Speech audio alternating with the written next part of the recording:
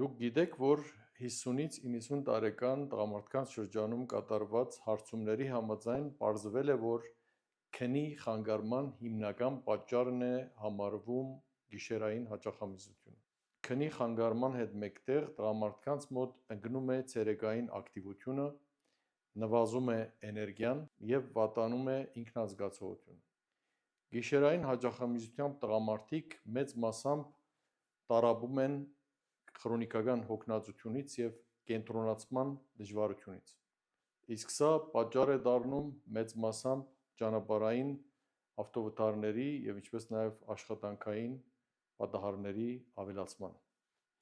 Շատ կարևոր է իմանալ նաև, որ